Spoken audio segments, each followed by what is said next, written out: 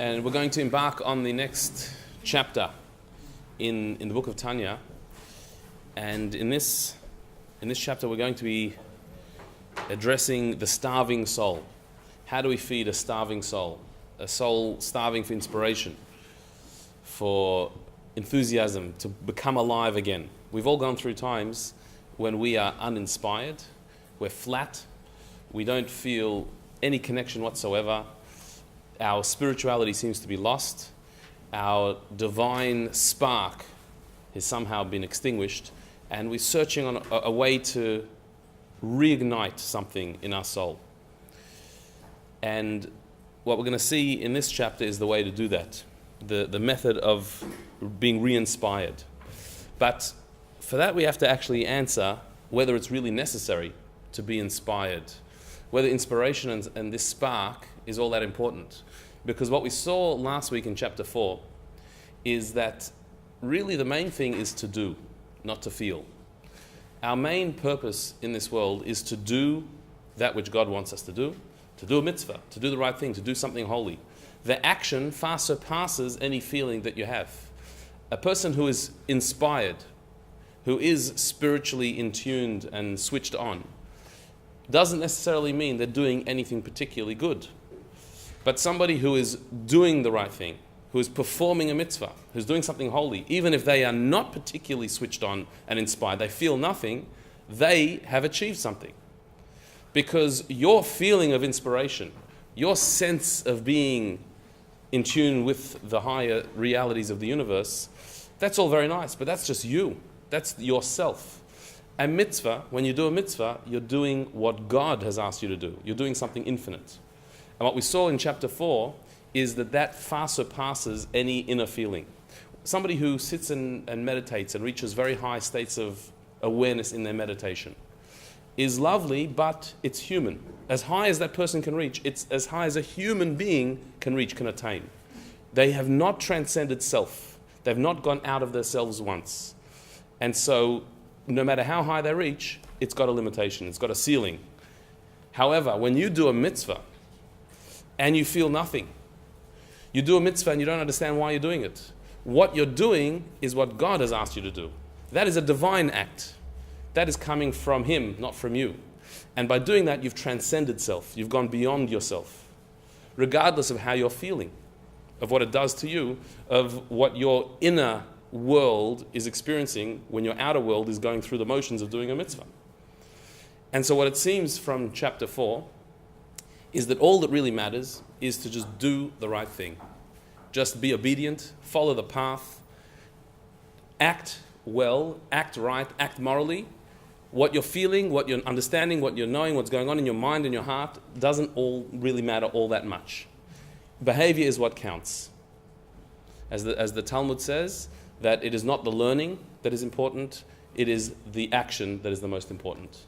The learning, the understanding, the internal world is your world. But the action is God's world, is what God has asked you to do. So, do we then need to really think? Do we need to go on an internal journey in our spirituality? Or do we merely need to go through the motions of doing the right thing? It would seem that it should be enough to just do what we need to do. And yet, we find that in the Jewish tradition, the idea of study, of understanding, of learning and internalizing an idea is so central, is so important, is so paramount to our spiritual journey that the Jewish people are famous for being the people of the book. You know who called us that? Yeah. Do you know who called us the people of the book? Yeah, it's in the Quran. That's where we're called the people of the book. We didn't call ourselves that. But indeed, that is what the Jewish people are, people who study, who learn. That is the identity of the Jewish people, what makes us unique. In fact, compared to other religions, the way we study, we question, we analyze, and we attempt to understand everything is quite unique. It doesn't really go on in other religions. There's study in other religions, but most other religions study by rote. They quote things. They don't necessarily even understand what they're saying. Certainly don't question it, pull it apart and analyze it the way that we do. Judaism is famous for its study and its understanding. Certainly, Rabbi Shneur Zalman, the Alter Rebbe, the author of Tanya, was famous for being an immense scholar of Torah wisdom, both the esoteric, mystical side, as well as the exoteric, the simplistic, legalistic part of Judaism. He wrote great works on that. And so, to dismiss study and understanding and the internal world as if it's not important doesn't seem to be the Jewish way at all. And yet, Rabbi Shneur Zalman in chapter 4 said very clearly that what we're here to do is to do the commandments, to perform, to act. And what's going on inside us is secondary to that. What are we supposed to do? What is expected of us? Do we need to be scholars? Do we need to be wise? Do we need to have an internal spiritual life going on? Or are we supposed to just do the right thing regardless of what's going inside of us? Which way is it? It seems that we can't win. If you become a scholar, we're told, you've got to do. You've got to be in the world of action. If you do, then we're told, but you have to know. You have to understand. Let my people know. So what are we supposed to do? We're like the husband who doesn't know how to please the wife, that he listens to her because he knows he's told to listen to his wife, not ask questions, not try and understand her, just heed what she wants, behave how she wants, and do what she asks you. So he tries that for a while, and she's not happy with him. And he can't understand why. You used to complain that I used to say, I don't understand you. And you used to always complain about that. So I've decided not to try and understand you. I just do what you ask. And now you're not happy with that either. So she says, well, because now you're not interested in anything I say. You don't listen to me at all because you figured I can't understand you, so I'm not going to bother trying. And so now you've gone to the other extreme of not listening to anything I have to say, not wanting to hear anything because you're saying, I'm just going to blindly follow what you want. And now he's confused. So what do you want from me? When I question you and say, I don't understand why you want this from me, you complain that just listen and I can't explain it. When I don't ask any questions and I just accept whatever you say and follow whatever you want, you complain that I'm not understanding you. What do you want from me?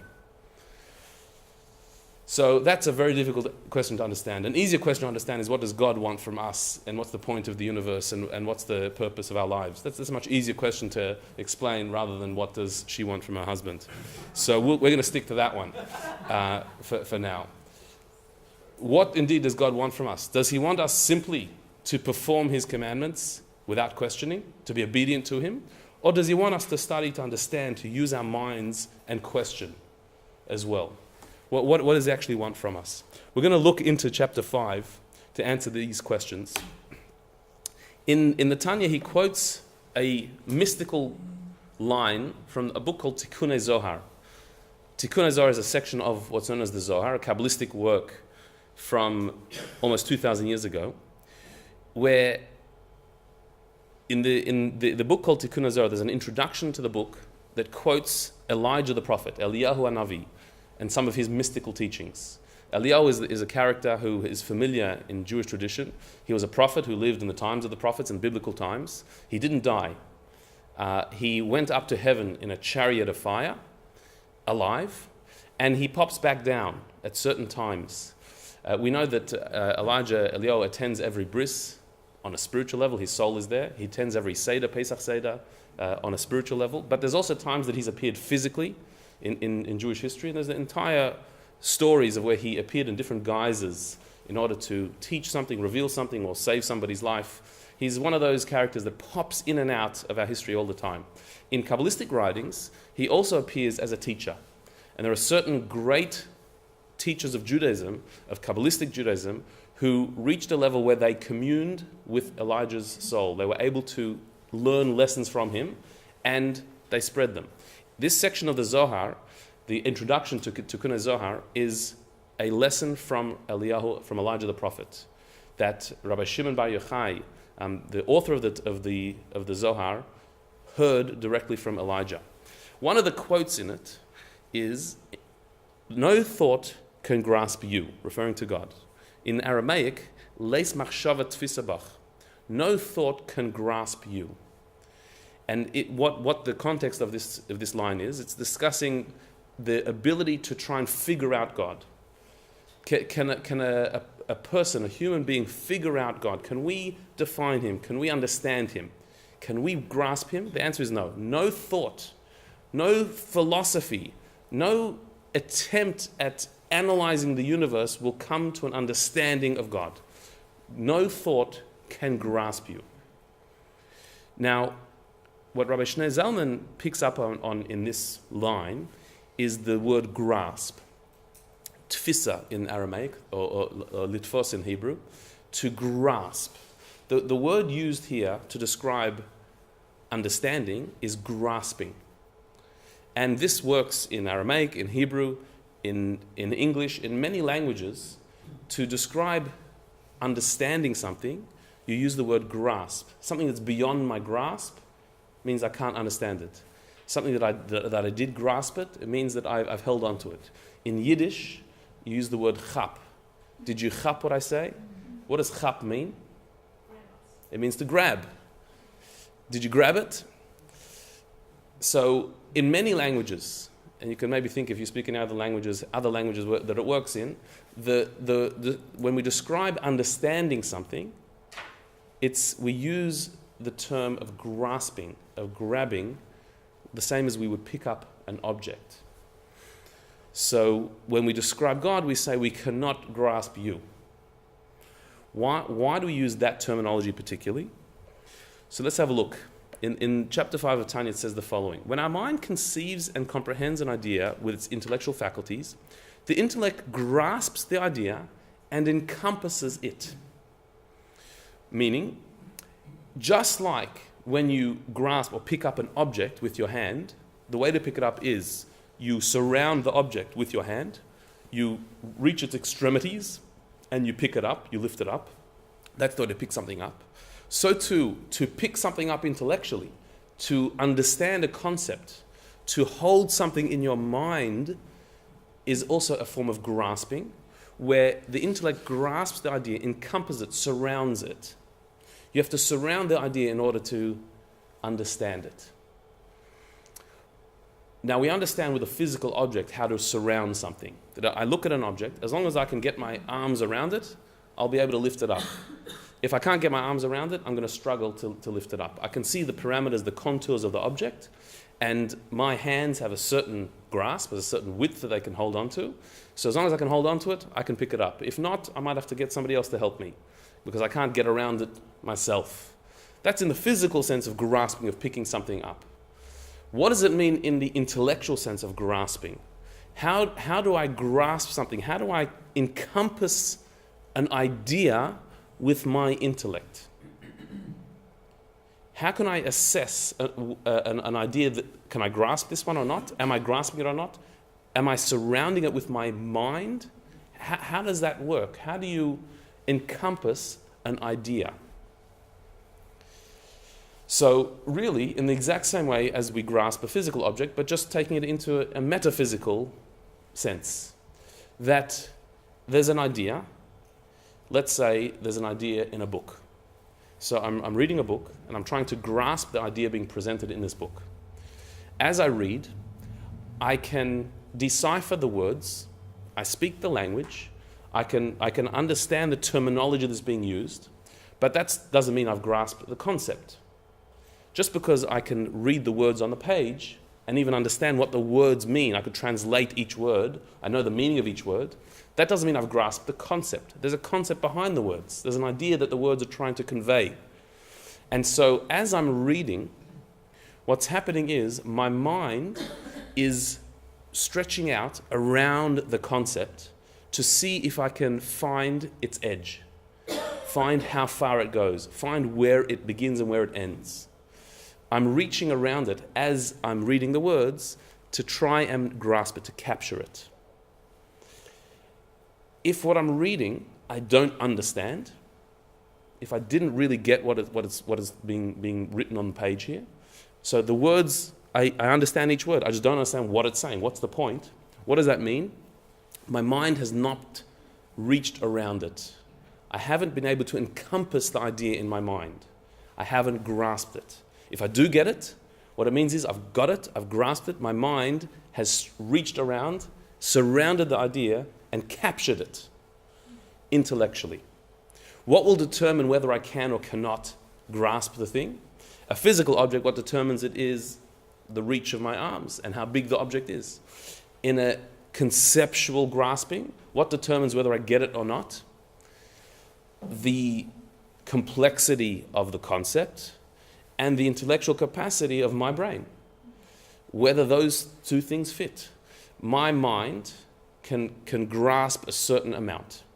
First of all, based on my intelligence, my natural intelligence, my intellectual capacity. Also based on my current state. If I'm a little bit tired at the moment, or distracted, or not really focused, so then I can't really grasp it. Just like something heavy I can't pick up if I'm very tired, or if I'm not trying. So too intellectually, if I'm not all that focused, I won't really get it. It'll be hazy in my mind. I won't really get the edges of it. It won't be sharp in my mind. So therefore I won't be able to pick it up. Not because I'm not smart enough, because I haven't got the picture clear enough to see where its edges are to lift it in my mind. Whereas if I'm alert, on the ball, and focused, trying hard and really focusing on what's going on, so then my mind will be able to define the contours of the concept and grasp it, grab it, and then I've got it. When something's vague, you haven't quite got it. When it becomes more real, you get it more. Like what I'm saying now. If you've got it, if you've got what I'm talking about, so that means that in your mind it's clear. If you haven't quite got it yet, then I maybe have to make it a bit more concrete to make it clearer to you. Because something that you don't get means the concept is still too vague, it's too undefined for you to grab it. So you can't grab it. So I have to define it more. So for example, if I would be talking about some spiritual entity, some spiritual reality, when we talk about spiritual realities, we don't really grasp them. Like if we talk about angels, we don't really know what we're talking about. We actually have no idea what we're talking about. It's an abstract concept. The more words we give it, the better we can define it. But it's not like if I'd be talking to you about a make of car. A car is something that you're very familiar with. When I say the word car, in your mind you have a very clear picture of what that is. And so if I talk about a particular car and a make of car and how big it is and what color it is, all this stuff is very clear, you grasp it.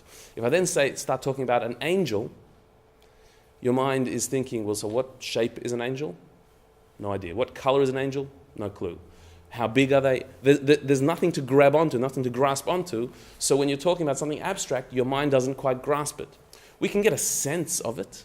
We can get a feeling of it, but we can't quite grasp it. Whereas something that's familiar to us, we grasp it sharply in our mind, we can get it very clearly. And so too within one topic, within the topic of angels, there are works written about angels. So we could sit here and study for an hour what an angel is, and after an hour we'd have a bit of a better picture and grasp it a little bit more. But whatever the topic we're talking about, if you've got it clear in your mind, if you can define it in your mind, you can grasp it, you can grab it, you can hold it. It's yours. If you can't define it, if you can't say what it is not and what it is, where the idea begins and where it ends, so then it means nothing to you, you haven't grasped it, it floats, but it's not landed in your mind.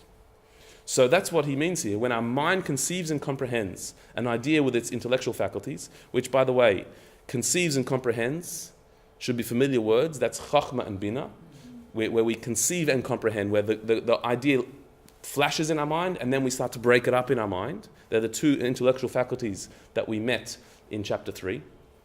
When our mind conceives and comprehends an idea with its intellectual faculties, when it actually flashes in our mind and becomes defined in our mind, the intellect grasps the idea and encompasses it. We actually surround the idea, we've got it. That's when we have it. So, just like physical grasping, if even tiny fingers can get around a thumb, but couldn't get around a whole hand, so to the mind, what it can grasp, what it can grab is according to its faculty, according to its power, according to how broad your mind is how broad the concepts that you can grasp. So somebody with a very narrow mind only gets things that fit into how they think already. And when you offer them a new idea, they either reject it by disagreeing with it, or they totally misunderstand it, or they rearrange your idea to fit their view, how they already think, because that's all they can grasp. So anything that's outside of their grasp either just gets lost or gets redefined. The idea gets redefined to something very simplistic, to their way of thinking. Like, for example, I remember when one of my daughters was about just 3 years old, and she was singing a song about God. And in the song it said that God is one. And as she was singing the song about God is one, she said, God, are you one? My sister's also one. Because in her mind, that's what one is. Being one is like my sister's one. So that's what she grasped from the idea. And so to each mind, as we develop our mind, we're able to grasp broader concepts. As it's limited, it will grasp onto what it can relate to, what we can understand. Like the baby's hand that can grasp onto a thumb. If it's beyond our grasp, if it's something we can't get our hands around, if we can't reach around it, so then we cannot lift it, we can't take it, we can't make it ours. So too with an idea. If we can't get to the edge of it, if we can't get to the parameters of the idea, then we cannot grasp it. Therefore, to say that you can grasp God is obviously an impossibility. Because to grasp God with your thoughts is an absurdity. To grasp an infinite concept, an infinite being, is not possible with a finite mind. To grasp something, you have to reach around it. So just like you cannot lift an infinite weight, and it's not because you're not strong enough that you can't lift it. It's not that if you keep exercising bit by bit, lifting stronger weights, eventually you'll be able to lift an infinite weight. Or if you stretch yourself a little bit more, you'll be able to reach infinity. You'll never get there. Infinity is infinite. It has no end. And so therefore it cannot be grasped. So to intellectually, to think that the mind can grasp God, that we can actually take a divine idea and bring it into our mind, is an absurdity. It's ridiculous to think that. Because God is infinite, our mind is finite. Therefore, our mind will never be able to grasp the contours of God. He doesn't have contours. He will be never able to define God. He's not definable. He's undefined. He's infinite. And so, therefore, he's not understandable. It's not that we haven't got there yet. It's not that we're not smart enough. It's that intellect cannot grasp infinity. And so that is the meaning of this phrase from the Zohar, Leis machshavat tfisa bach. No thought can grasp you. No thought can possibly contain God.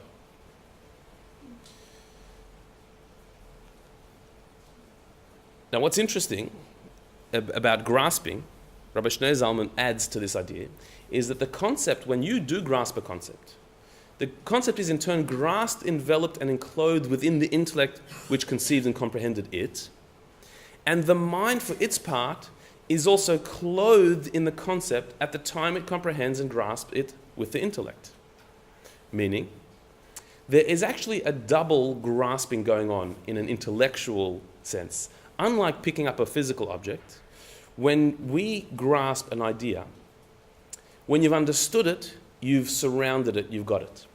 But while you're struggling to understand it, while you're in the process of attempting to understand it, you are actually being grasped by the idea. Your mind is being surrounded, enveloped by it. You're submerged in the idea. There's actually a two-way grasping here. That the bit that you've got has landed in your mind, you've surrounded it. You've lifted it. You've found its edges and you've lifted it up.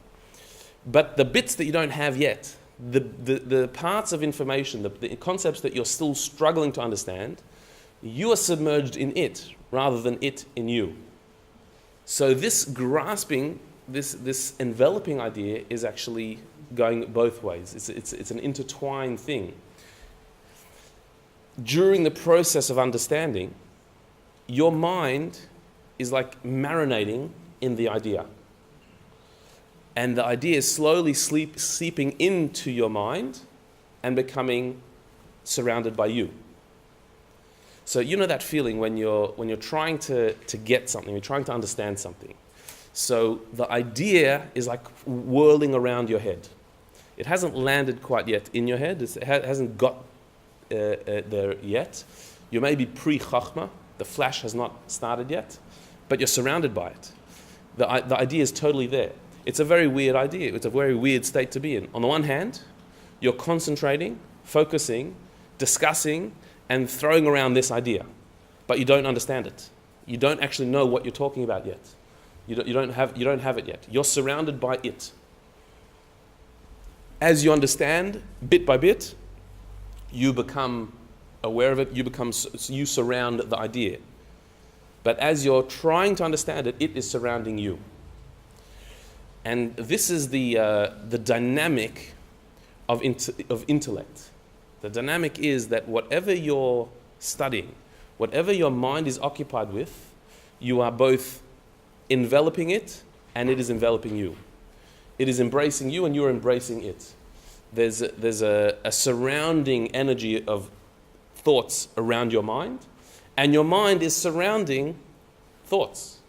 It's going both ways. This, you can't think of an example in the more concrete physical world of such a thing. When you lift an object, it doesn't lift you. You surround it with your arms. It doesn't surround you. In lifting or grasping physically, there isn't such a thing. The only comparison that you could have is embracing a person, where you could embrace a person and they embrace you back. And so a hug is where you are surrounding the person with love and they're surrounding you at the same time with love. The power of a hug is Kabbalistically explained. What a hug is that you're embracing the entire person. That when you have a conversation with somebody, you're looking face to face with them. And when you kiss the person, you're face to face with them. But when you embrace the person, you're embracing their back as well. You're embracing what's behind them. Not just their beauty, their face, their energy, their personality, but even their back, which is less lively, less entertaining, less beautiful. The entire being you're embracing. And by embracing a person, what you're telling them is that I'm not going to let you fall. I'm not going to let you fall back. I'm holding you up. But when that embrace is two-way, when it's reciprocated, so then each one is saying to the other, I'm holding you up. It's not that there's one dependent on the other. It's that we're interdependent, we need each other, we're there for each other, we're holding each other up. And I love not just the parts of you that make sense to me, that I relate to. I love your entire being. I embrace you all, the all of you.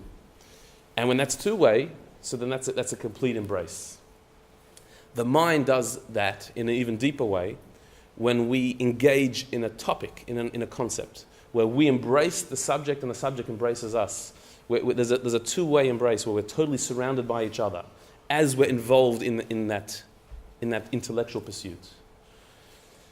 This is going to be important as we continue. An illustration of this, you recognize who this is? MC Escher, Jewish guy. Yeah, he's the one who does those sort of 3D, drawings that go around in circles. So this is a self-portrait of. So it's him in the looking glass, but he's holding this picture. So he's outside the picture, holding it, but he's in it. He's in the picture as well. He's surrounded by the picture, but he surrounds the picture at the same time. All of his art is like that. It goes two ways. You can look at it both ways. So when you're contemplating an idea, you are surrounding the idea, but it's surrounding you. You're enveloped by it. So you're in the idea. You're in the concept. You're surrounded by it, and then it goes inside of you. It's almost like when you read a novel. So you enter into the story. You're surrounded by the world that is being described in the book. So you're lost in it. But it's actually happening in your mind. Like that's where this scene is being played out, in your mind. So you're surrounding it. So too with any concept. As you understand it, it's landing, but as you're grappling with it, you're surrounding it. You're on the outside and the inside at the same time. This is the power of intellect. Now,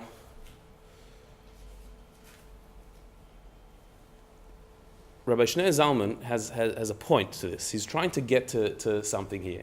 By starting off and saying that no thought can grasp God, and yet what thought is the idea of grasping. That is what grasping is about, what thought is about, grasping an idea. So how does this relate to God then? He says, when it comes to studying Torah, something else happens. For example, he says, when you understand and comprehend fully and clearly any halacha, a law in the Talmud, you have thus comprehended, grasped, and encompassed with your intellect the will and the wisdom of the Holy One, blessed be He of God, whom no thought can grasp, except when clothed in the laws that have been given to us. Here is his point here, that whatever subject you study, you are enveloping it and it's enveloping you. But when you study a Torah idea, what you're studying is the divine wisdom.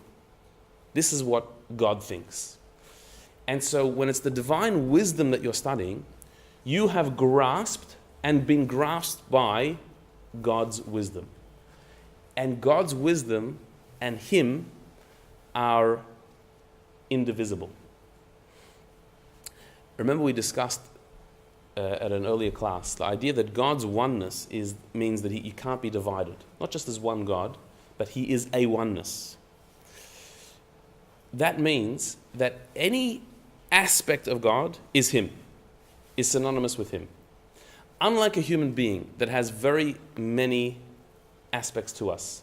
There's you, there's your body, there's your soul. There's your mind, there's your heart. There's your personality, and there's the garments of your soul. There are various levels of you, and they're all divisible. God is not divisible. So any bit of Him is Him.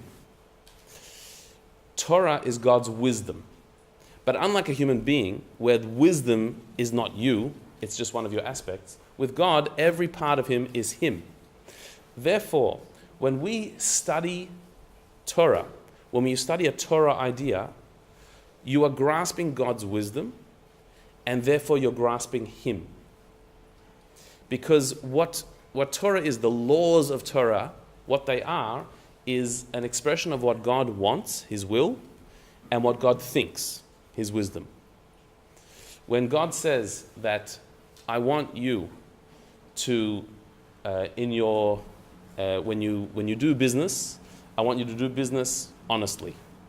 That is God saying what His will is. This is what He wants. Do business, but do it honestly. When God explains to you in the Torah why He wants you to do that, He's sharing His wisdom, the way He thinks.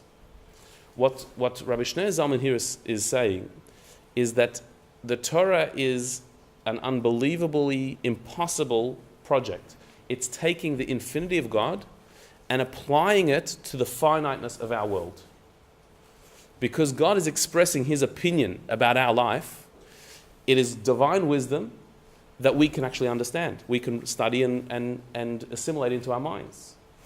And when you understand divine wisdom, you've got Him. You've got a part of Him. There's a metaphor that's used to explain this a bit better. That if you have a person who is an absolute intellectual, an academic, a person who lives in the world of ideas, like an absent-minded professor type. If you've ever met one, we're not just talking about somebody who's smart, we're talking about somebody who lives totally in the world of ideas. They spend their entire day in some academic institute working out abstract theorem, like they're totally disconnected from the world. They're not able to look after themselves, to get dressed properly in the morning. They can't tie their own shoelaces. They say that about Albert Einstein, that he couldn't tie shoelaces. He's someone totally removed from the practical world. So their whole entire world is the world of thoughts and ideas of theory. And so these are people who lose their way, who are just absent-minded. I had one teacher when I was studying in yeshiva, very, very famous, Rabbi Yoel Kahn is his name. He's an absolute genius who is absolutely in another world.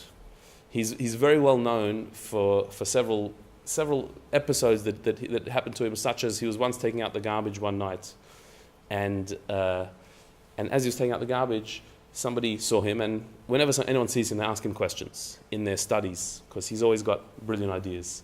And so he's a person who can't just take out the garbage, he's interrupted even then. So somebody saw him and said, "Oh, Rabbi Yoel, can I ask you a question?" He said, "Sure." So he started talking to him and asking him, and they started wandering a bit down the road. And he said, "Where are you going?" "I'm going to shul." "Okay, I'll walk with you." So Rabbi Yoel Kahn walks along the street answering these guys' questions. They got deep into a discussion. And then by the time he got to synagogue, people saw him and others asked him questions.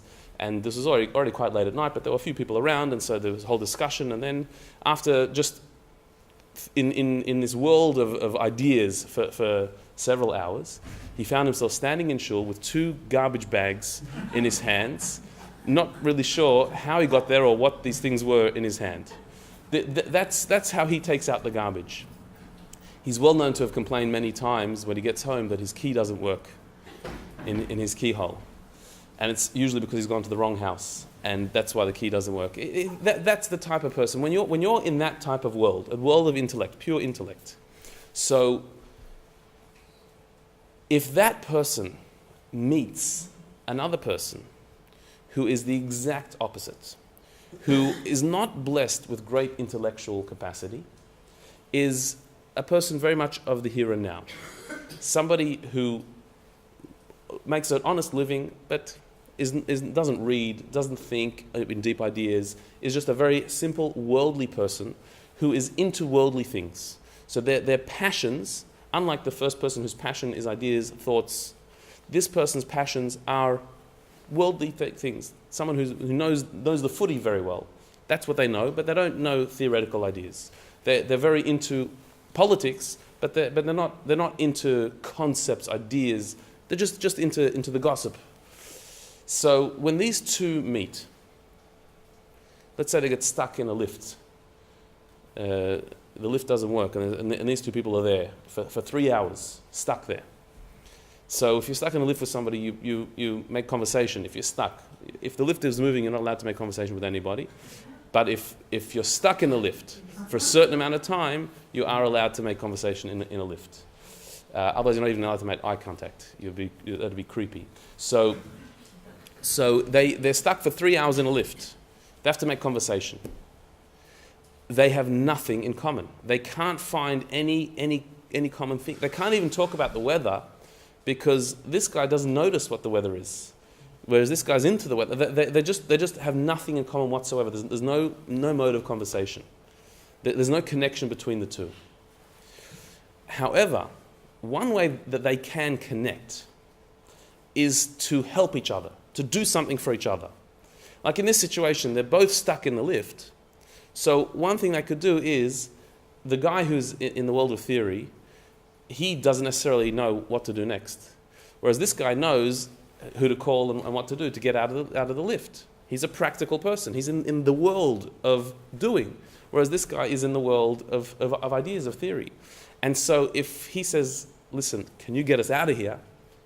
then the practical guy can do it, can actually do something for him.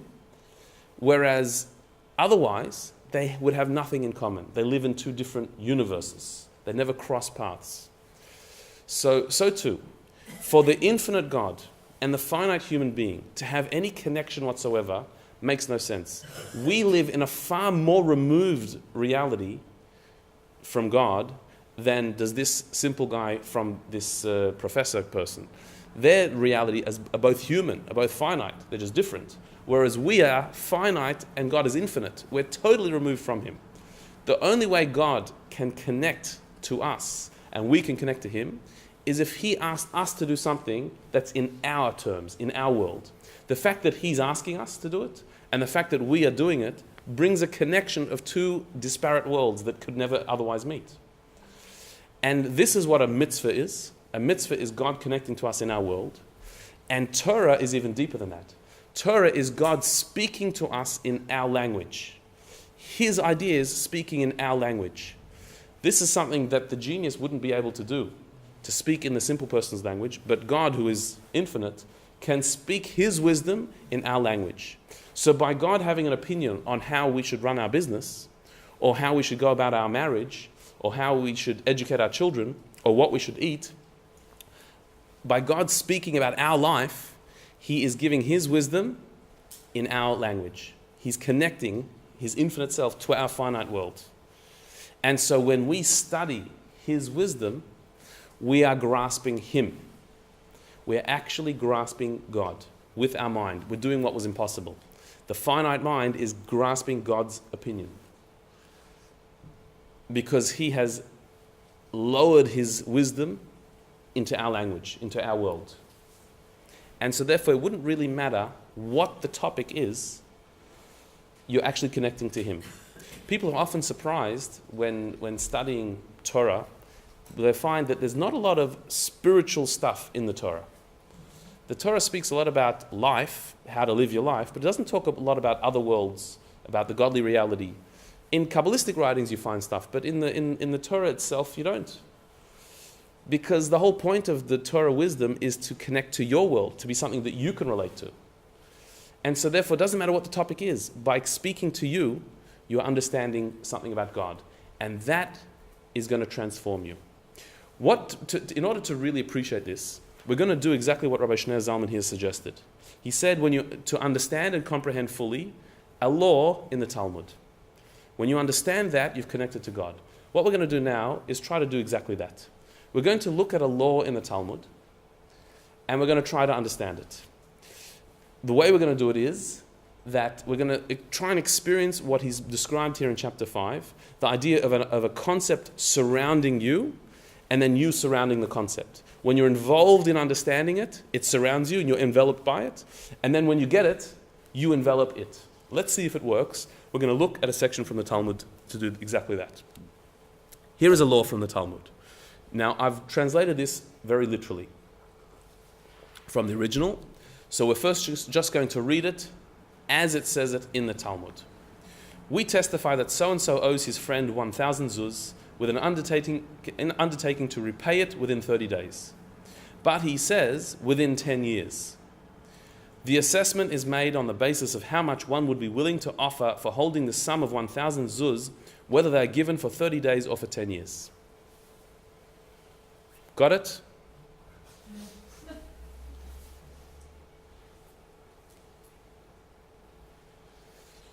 There's a law in the Talmud. Anyone grasp that? Okay.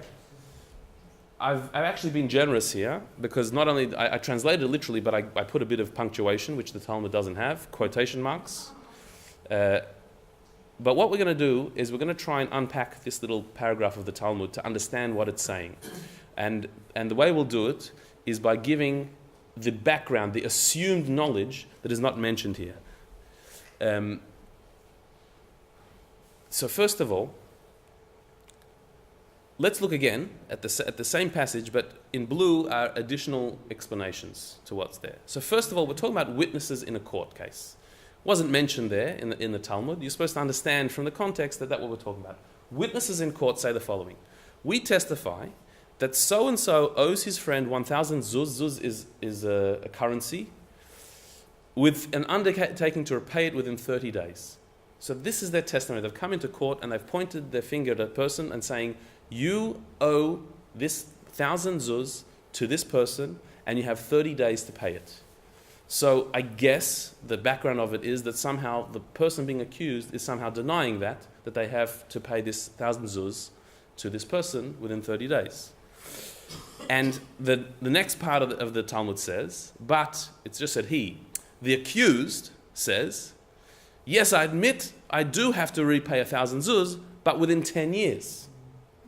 So when it said in the first quote, but he says, within 10 years, what that meant is that the response of the person being accused is, I admit that I owe 1,000 zuz, But I've got 10 years to repay it, not 30 days, so why are you taking me to court now? I've got a whole decade to pay this back. That is the court case that we have in front of us. The witnesses saying that you owe this person 1,000 zuz and you've got 30 days to pay it, and the accused saying, I know I owe 1,000 zuz, I borrowed it, I admit that. However, I've got a 10-year repayment, I don't have to wait, I don't have to pay it within 30 days. That is the case. So what? So what the Talmud didn't mention here is that the witnesses are then found to be false. This is what's assumed, it's just not written there, that our case is that the witnesses who accused this person of owing 1,000 zuz in 30 days were found to be false witnesses. What is the punishment for false witnesses? Stoning? Right, there's what's called a reciprocal penalty, that a false witness is given the very punishment that they wanted to inflict on the person they were accusing. That's how Torah law punishes a false witness. Well, there's no Torah court cases like this today. So for example, if witnesses accused somebody of murder, and those witnesses were found to be false, so a murderer gets the death penalty. The witnesses have been found to be false witnesses. The witnesses will get the death penalty. It's a reciprocal punishment. You can see the logic behind it. What is it? Exactly. You be careful what you're testifying, because if you're not telling the truth and you're found out, you will get exactly what you wanted to inflict. If you know that person's a murderer, you'll be very happy to stand up and testify, because you're an honest witness. But if you're just trying to get somebody killed through a judicial system, but it's false and you're a false witness, you are risking your life. Whatever you're going to inflict on that person could come back on you. It's a reciprocal penalty. So, what do we do in our case? The case that was presented by the Talmud. We had two witnesses who came and accused this person of owing 1,000 zuz with 30 days to pay it. That was the accusation. They were found to be false. The accused admits to owing 1,000 zuz, but says he's got 10 years to pay it. So what's the reciprocal penalty? What should the witnesses do? Pay the money. They should pay the money that they accused him of owing. A reciprocal punishment. Within 30 days. They have to pay it within 30 days. Is that right?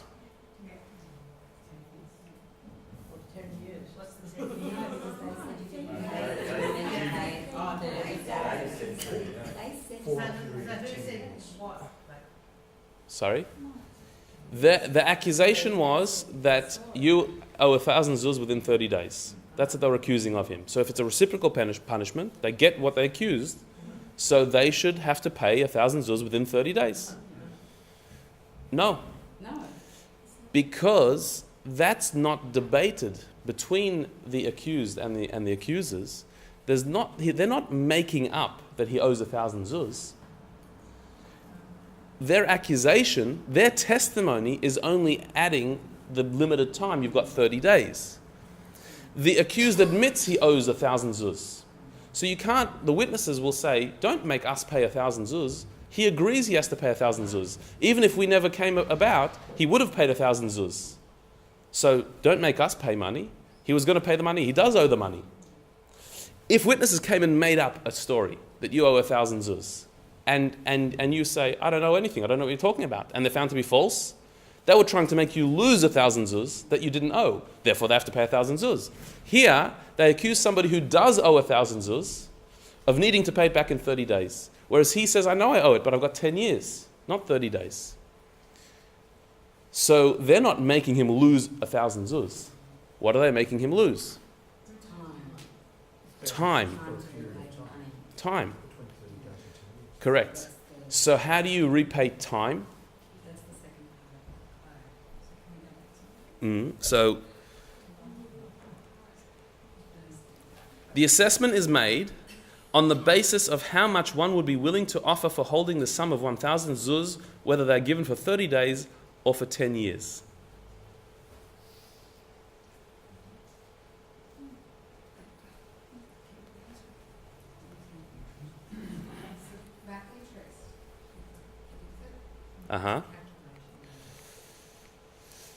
So, with a few more words, just to make it a bit clearer, the assessment of the reciprocal punishment is made on the basis of the difference between how much one would be willing to offer for holding the sum of 1,000 zuz, whether they are given for 30 days or for 10 years, and the witnesses pay the difference. Meaning, we have to assess here exactly what the witnesses were making the accused lose. What were they making him lose? Not 1,000 zuz, but the opportunity to pay back in 10 years. They were forcing him to pay in 30 days. So we have to give the witness's punishment has to be the worth of a loan that's a 10-year loan made into a 30-day loan. What's the difference between that? Or in other words, we have to look at the market value of, what's the rate of a loan that you have 30 days to pay it? What's the rate of a 10-year loan? What's the difference between them? And that's exactly what the witnesses were going to inflict on the accused. That's the exact amount. The question is, how much are you willing to pay to extend a loan from 30 days to 10 years? If you've been given 1,000 zuz and you've got to pay it back in 30 days, and you can't, you don't want to, you're not able to pay back in 30 days. You want an extension. You want to extend this loan for 10 years. So how much is that worth? How much is the extension of 10 years worth to you? So a 10-year loan is worth more than a 30-day loan. He had a 10-year loan. The witnesses tried to make it into a 30-day loan. Oh, so it actually would be a lot of money. So it's not like it's going backwards. It's that difference. It would be thousands. It would be. It could be a lot, yeah. Yeah, it would be. Yeah, yep. So what the Talmud here has worked out is, in a normal case of testimony where I've accused you of owing money that you don't owe, it's very clear cut. Whatever I accused you is what I have to pay you. But here the witnesses have accused somebody of owing money that they do owe. It was the time that was different. And so therefore the reciprocal penalty has to be the value of that time. How do you evaluate time? Well, what's it worth to people to extend a loan from 30 days to 10 years? What's the difference between those two loans? And that difference is what the witnesses have to pay. So that is all contained in this paragraph here. So now when we read it again, it makes sense. We testify that so-and-so owes his friend 1,000 zuz with an undertaking to repay it within 30 days. But he says, which we know means the accused, within 10 years. The assessment is made on the basis of how much one would be willing to offer for holding the sum of 1,000 zuz, whether they're given for 30 days or for 10 years. And now it makes perfect sense.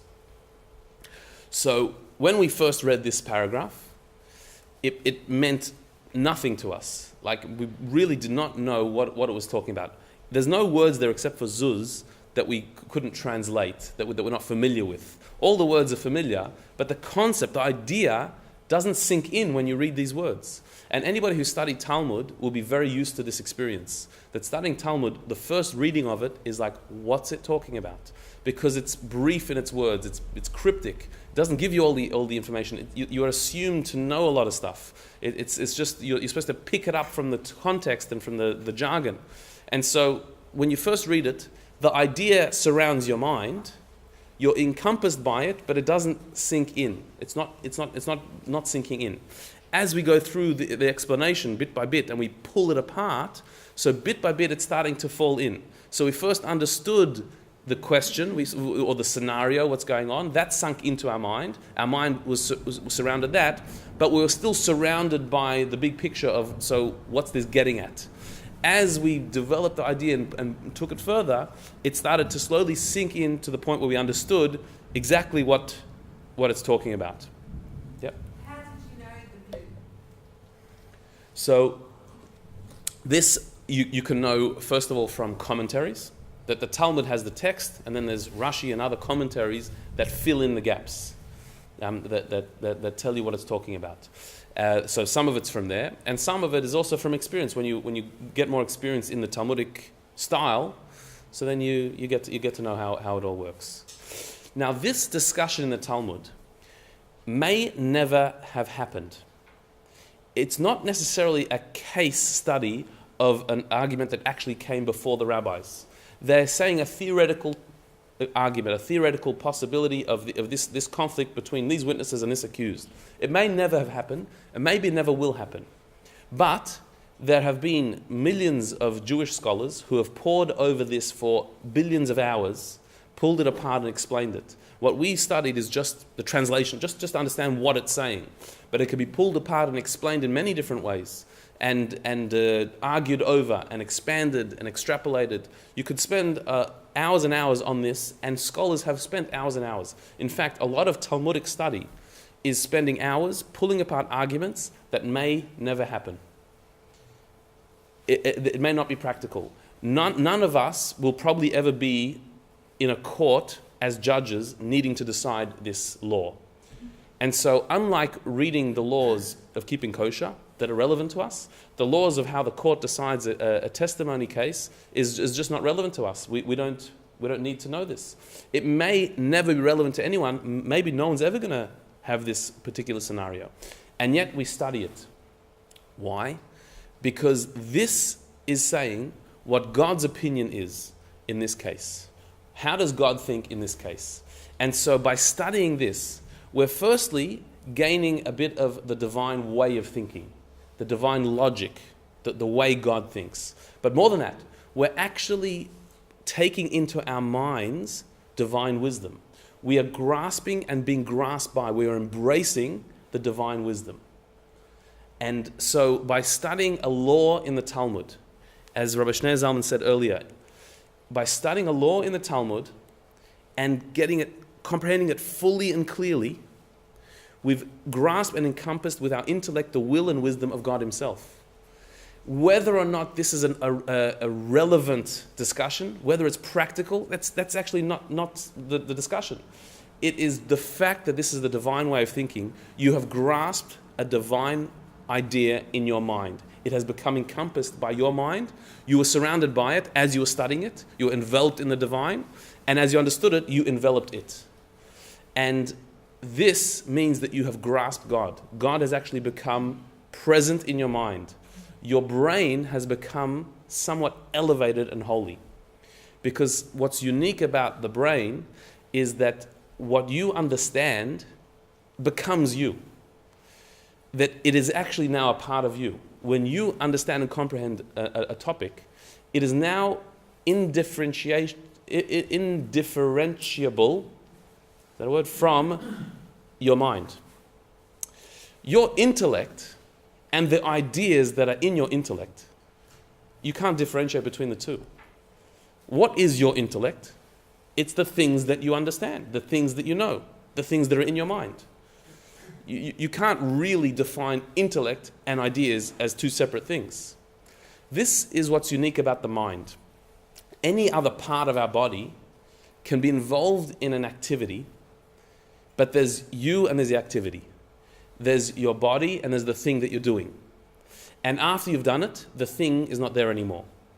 So when you lift up a physical object, there's the object and there's you, two different things. And as long as it's in your hand, you've got it. When you put it down, it's gone. Your hand remains unchanged from the experience. By grasping something with your hand, it didn't become your hand. But by grasping something with your mind, it becomes your mind. It becomes the way you think. It becomes a part of your wisdom, a part of your attitude, a part of your outlook. The idea and the concept, as well as the intellect, become united as one.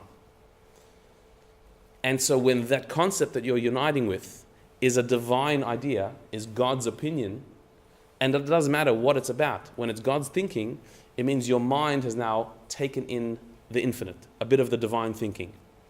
And you will never be the same again. You can never be the same person. And this is where Torah study surpasses doing a mitzvah even.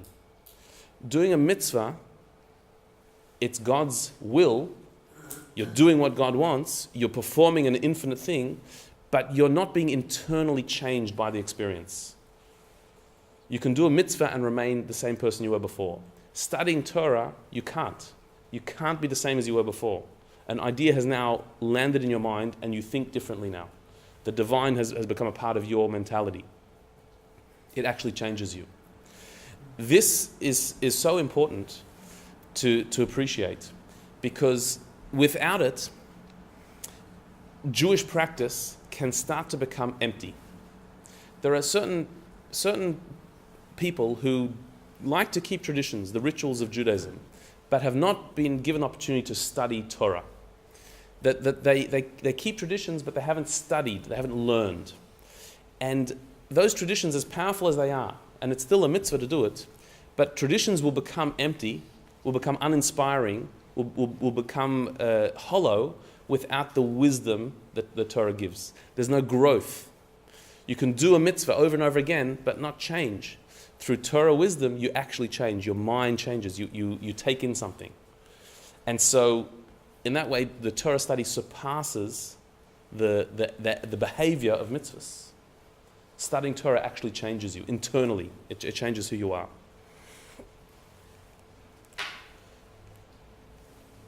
So back to the words of the Tanya. This experience of taking in an idea of the divine, this is a wonderful union which has no parallel anywhere in the physical world, whereby can be attained utter oneness and unity from every side and angle. There is no example of this in the physical world other than an idea where two things can become one completely. In the physical world, you can have unity of purpose. You can put two things together. You can make a mixture of things, but they'll always retain their identity. They're separate identities.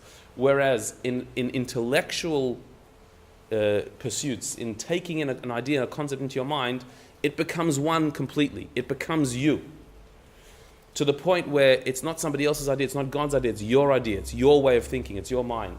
This unity is unparalleled anywhere in the physical world, in the physical universe. There's no other concept like this. Now, you could say that this is true of any intellectual pursuit. Any book you read, you become one with it. You become united with it. But what's unique about Torah is that because it's divine wisdom, it's you becoming one with infinity, with something that's totally beyond you. That unity, that oneness, is a far deeper oneness than any other in the world. And so this is why, while we emphasize doing the right thing, behaving in the right way, there needs to also be studying, developing the intellectual connection to God as well. There needs to be study. There needs to be understanding as well. Back to our husband, who's complaining that he can't make his wife happy. When he asks her and tries to understand her, she says, just listen, don't understand. When he starts to just listen, she says, no, you don't ask me any questions, you're not interested in the way I think. You need both.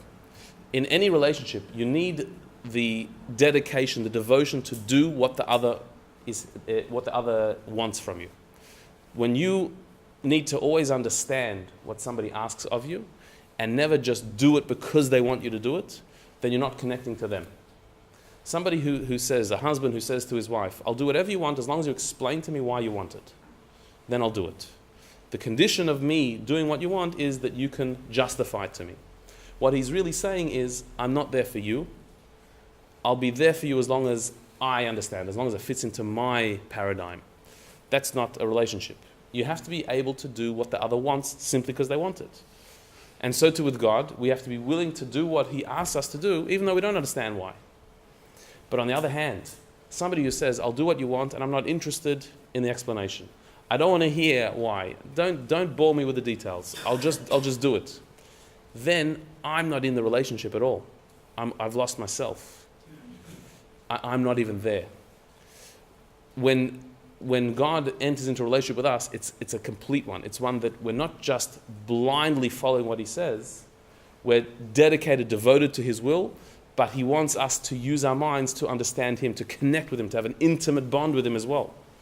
that we should be involved in the relationship. And that's through Torah study. That while doing a mitzvah, keeping the commandments is being devoted to His will. Studying the Torah is taking in His wisdom. And it's becoming involved in the process, that you are actually there. And this union, Rabbi Shneur Zalman says, this connection cannot be equaled by any other connection in the world. It doesn't exist. We achieve the impossible. When it says, what we quoted at the beginning, that no thought can grasp you, what does that mean now? What that means is no human thought can grasp you. No person can sit and meditate until they discover God, because no mind is going to figure out God. So therefore, a human thought cannot grasp you. But the wisdom of Torah is God's wisdom that He gave in our language. Through that, we actually can grasp Him. We can actually become one with Him. And so this is why Torah study is considered so necessary. It's the same as eating food. Just like you need to eat food every day to nourish your body, you need to study Torah every day to nourish your soul, that your soul should feel that connection. Otherwise, it becomes dry and rote and disconnected. There's no inner connection. So in conclusion, what we saw in chapter 4 was that the power of doing a mitzvah is you're transcending the limits of being human and doing what God wants. You're just doing what God has asked. But the problem is, you haven't changed. Nothing changes in you when you do the mitzvah. You remain the person you were before. And that's why somebody can do mitzvahs and not become refined, not become better. You're just wearing the uniform. As we studied last week, the garments that you wear, the uniform that you wear to become something can lift you to behave in a certain way, better than yourself, better than your internal self. That's fine. You're putting on the uniform, but you haven't become something. You haven't internally changed when you do a mitzvah. The power of learning Torah is that you absorb the holiness into your very being. It changes you from within. You become a new person. You look at the world differently. And so great Torah scholars who have absorbed Torah wisdom into their mind, they have such an automatic view on the world that is holy, that is positive, and that has a wisdom, a clarity that can only be described as divine.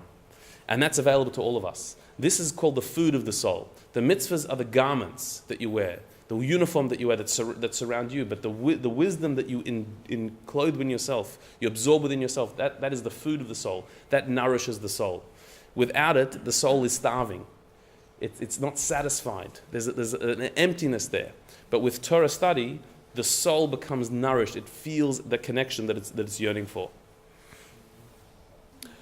So the exercise for the week is to try this, just like we did this evening. Study any book of Torah wisdom, or you can go online and find a good, valid website of Torah wisdom. But before you start reading it, contemplate the fact that you're about to connect to God by overhearing His thoughts and making His thoughts your thoughts.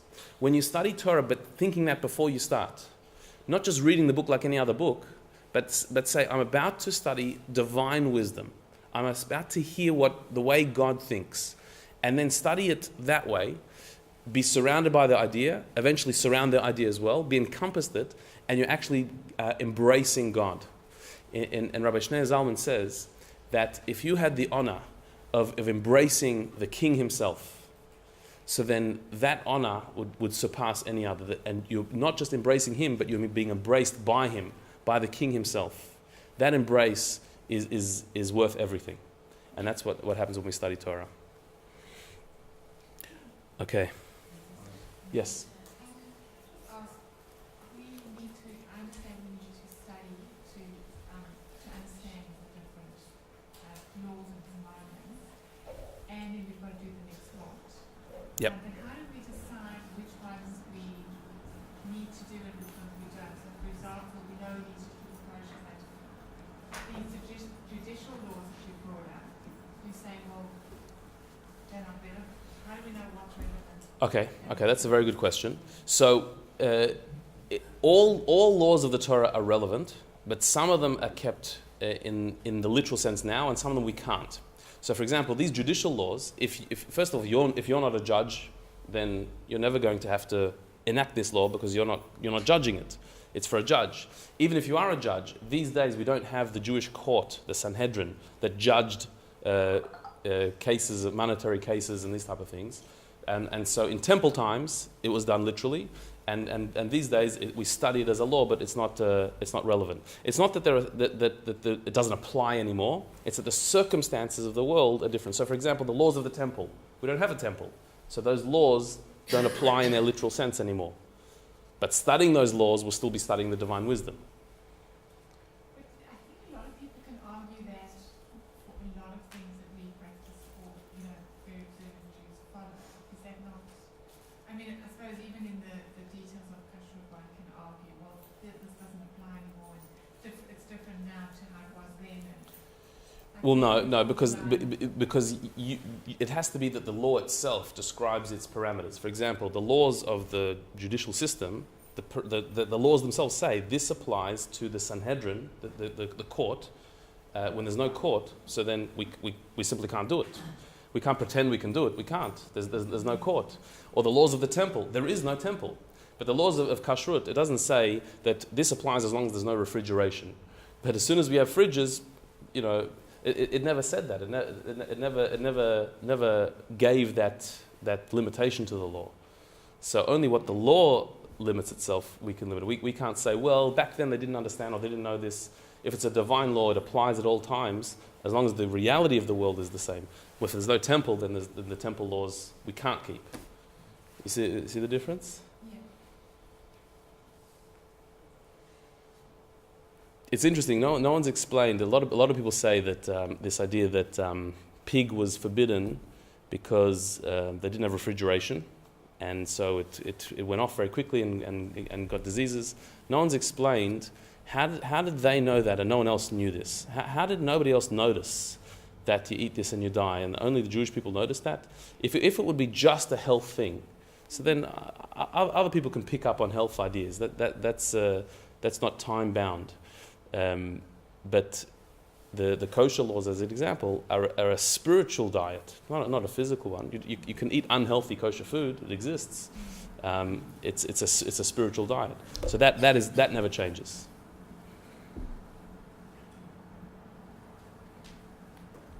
Okay, so we're going to, God willing, continue next week with chapter 6. What we've seen in the first 5 chapters is we've concentrated much more on the divine soul and its faculties. What we're going to see in the next couple of chapters is we're going to go back to look at the animalistic soul and see how it has all of these things as well. Tonight we described the wisdom of Torah in the divine soul. We're going to talk about the wisdom that the animal soul has, the animalistic side of wisdom.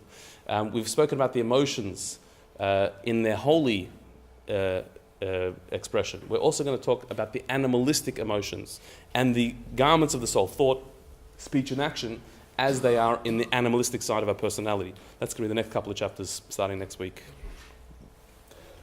Thank you.